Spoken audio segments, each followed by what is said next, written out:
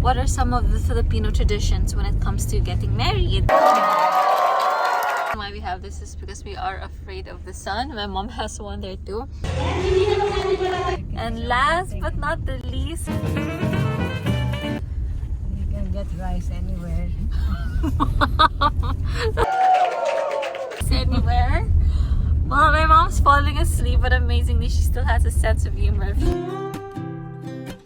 We are on our way to my cousin's wedding, and I'm sort of dressed up in a Filipiñana look, and so is my mom in a while, and there's a Barong Tagalog there. Today's topic is about what are some of the Filipino traditions when it comes to getting married. So our word for today is Pamanhikan. What is Pamanhikan, Mama? Pamanhikan is when the family of the groom goes to the family of the bride to ask her hand in marriage. Right, so that's exactly what my cousin's fiance did. The wedding that we're attending is of my cousin who is the bride. So I just wanted to say that's exactly what happened before today is the Pamanhikan. So the groom's family went to Mika's family, and yeah, the entire families merged together in one house, and they sort of talked about the plans for the wedding. And of course the family of the groom did ask Mika's family for her hand in marriage. Did I say that correctly? I think my mom probably said it properly. In short, the groom's family will go to the bride's family to ask for her hand formally in marriage. Did I say that right? So that's what Pamanhikan is, and it's been a tradition for so long. Since did you have a Pamanhikan, Mom? Yeah, in a way. So, and did Tita Popoy have a Pamanhikan? Did all her relatives have Pamanhikan? We'll have to ask them.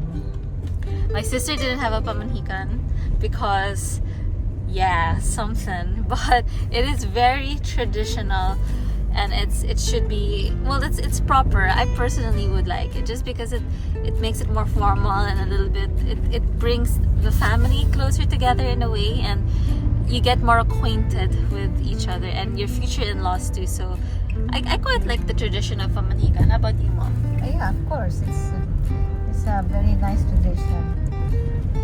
Yeah, it helps the unity of both families. So for me, I think that's important. And yeah, that's one Filipino tradition when it comes to marriage. Like in any culture, there are appropriate and inappropriate things or garments to wear. So Mom, what are some of the clothes you think that are not appropriate or are appropriate for a wedding?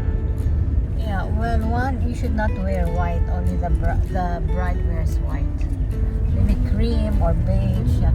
So just to clarify, my mom's not wearing white. Yeah, it looks very white on the camera. It's cream. But it's actually like on the ivory color or cream, is what my mom says, which it's, yeah, well, I guess you can say it's off-white. And then also you shouldn't be wearing plunging or anything bearing. Yeah, I think of course it's the time of the groom and the bride, and you want the bride to sort of, you know, have all the attention, so you don't want to take that away from her. It's her wedding day after all. Particularly in the Philippines, usually in the invitations, it will say what you're supposed to be wearing. So for the wedding that we're attending now, it says modern Filipiñana, so that's why I'm just sort of like a Maria Clara, and my dad will be wearing a Barong Tagalog as well. And my mom is also in her sort of, she's going to be putting on like a skirt later, so it's going to look a little bit similar to a Filipiñana. Of course, you don't want to wear like, well, some people wear red, but they usually say beware of the lady in red, because yeah, but so you don't want to wear black as well, because black symbolizes death, I suppose. So there are those superstitions when it comes to specific colors. So yeah, just play it safe, wear blue, yellow, anything but white, black or red, I suppose. It's pretty popular in the Philippines also to have a certain theme when it comes to the wedding. I attended a wedding where the theme was burlap, so it's very rustic and sort of shabby chic. So we were all in like neutral colors, and for now it's Filipiñana, so that's why we're wearing this. So it's pretty popular or common in the Philippines to have a theme. What other themes have you attended, Mom? The wedding? Are there specific themes that you? Yeah, like colors like wearing peach only or pink or aqua.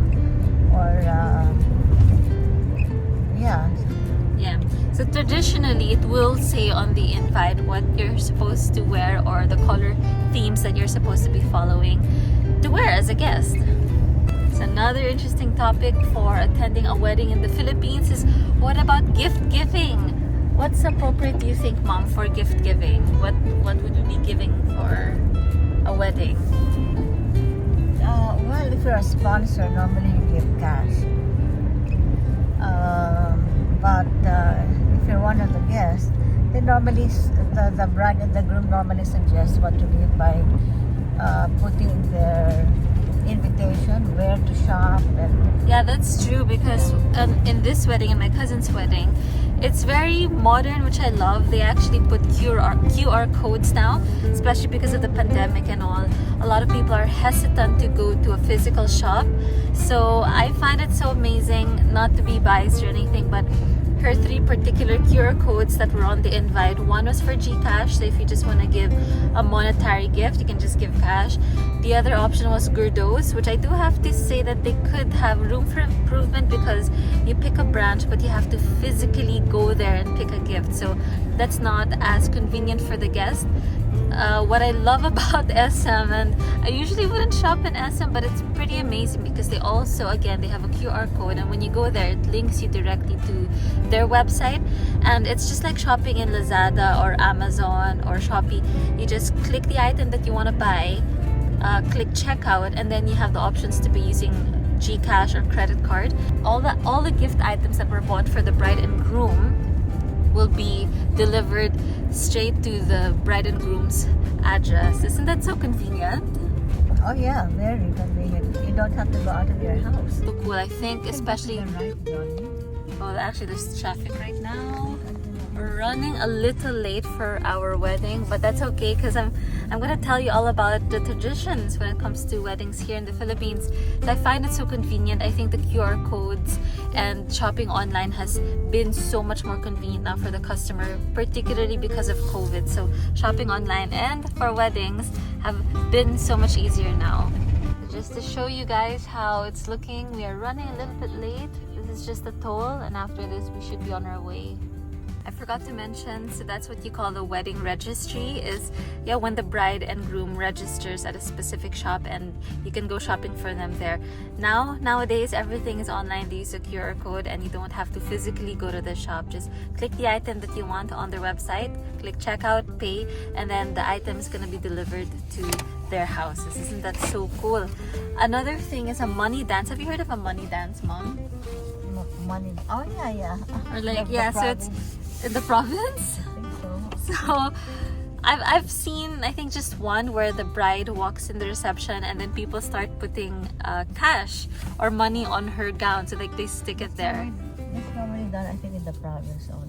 Yeah, but I've been to one. It was In a the Chinese. province? It was a Chinese wedding. Chinese wedding. Yeah, so it varies. So sometimes you also give ang pao or cash. There's also the money dance where you put cash on the gown. Going back to our Filipiñana attires, Mom, did you know do you know the history of our Filipiñanas? No. Why don't Really? tell me? You don't know? Why don't you tell me? Right. So Filipiñana, this came about during the Spanish colonial. I'm not an expert, okay? I'm not a historian expert, but this came about during the Spanish wanted to distinguish the Filipino garments from their European attire, so they created the Barong Tagalog, Mom, which has embroidery, and it's traditionally made from piña, which translates to pineapple in Tagalog. So it's pineapple fiber woven together, so it's very tedious, and that's how you show the difference between a European or Spanish attire to a Filipino native attire. And now our Filipiñanas, Mom, do you know the history of a Filipiñana? Why don't you tell me? Was designed to follow Christianity ethics, which means they wanted the women to be absolutely so conservative. You can't show your wrists. Well, maybe you can, but you can't show your arms, you can't show your ankles. You literally can't show most of the skin on your body, which is a shame. It's to really formulate this whole like Maria Clara look where you're really covered up and absolutely modest. So what do you think about that? Do you agree with like the women being super covered up for Christianity ethics or Christian ethics? Well, that was before. Now it's impossible to compete, and it's more practical not to be wearing all those super covered clothes. It's not practical, and yeah, I just don't think there's anything wrong with showing your arm, especially when it's hot. So anyway, that's the background, and the theme for today's wedding is a modern Filipiñana. So thank the Lord we don't have to really follow any modest dress code. So for the actual church ceremony, they have these traditions where you do the candle lighting, then they put the veil over the bride and the groom, and then after the veil they also put a cord on top of the veil. They also have the coin blessing, and then another one is where after they get married, when they walk out of the church, they throw rice grains, and I have no idea why. Do you know why they throw rice grains? I really don't. Do you know? I guess it's because it's handy. It's handy? You can get rice anywhere. That sounds so bad. That doesn't sound like I can get rice anywhere. Well, my mom's falling asleep, but amazingly, she still has a sense of humor if she's half asleep. Mom, I don't think it's because they get rice anywhere. I think it's because it doesn't hurt when they throw it. Oh no, it's getting worse. I think some people throw petals as well, rose petals, don't they? Yeah, they normally throw flowers. Yeah, so flowers, rice, yeah, I guess you can, I don't know if they throw coins, but I have no idea. But that's one of the traditions, as well as throwing rice grains when the bride and the groom walks out of the church. Who pays for the wedding? Do you know who pays for the wedding usually? In the Philippines, it's the guy, the groom. But I think for Filipinos, usually it's the groom. But again, I think because everything is, we're the 20th century already, so there's no specific gender division when it comes to paying. So my mom says it's the groom, and then where I'm coming from, it's been 50-50, sometimes the groom, sometimes the bride, and sometimes both of them do pay. So it also depends on, I guess, the culture, if you're 100% Filipino, or if you're really pure Chinese or Phil Chai. So yeah, it just depends on the arrangement nowadays. So when it comes to paying, I think it's best to discuss that during the Pamanhikan, and then we go all the way around again to the very start of this video, where that's why I think it's really important for the families to merge in the very beginning so that they can get to know one another. And yeah, they talk about the wedding plans and the arrangement, who is going to be paying for what. And of course, it's no pressure to spend so much for a wedding. For me, I think what's important is all the family members get along, and love is in the air, and it really shouldn't be about material things, but more on the memories you build and eloping, and not so much having to flash a lot of material things. I actually went to this Tin Hun, I hope I'm pronouncing that right, where in the Chinese they have a wedding before the actual wedding. So they have a pre-wedding, and then the bride walks backwards, and then the groom flashes all his material wealth, like gold bars, watches, and things like that. It might sound very tacky, but that's just how it's with the Chinese culture, which I quite enjoyed actually. But of course, going back to the essence or the fundamentals of a marriage is because of love, and hopefully not for anything else. Of course, the financial stability should be there, like responsible human beings. But who pays for the wedding? I think nowadays there's no rules. There's no strict rules on who's supposed to pay. So it's definitely 50-50. It just depends on the arrangement. So just showing you, the reason why we have this is because we are afraid of the sun. My mom has one there too. A little bit on panic mode because it's quite traffic and we are running late for the wedding. So finally my mom is awake. She's feeling hot, which again I can understand because her attire is really covered up. Anyway, that's all I can think of when it comes to Filipino wedding traditions. I hope that was entertaining and informative somehow. Bye! See you on the next video. This is farther.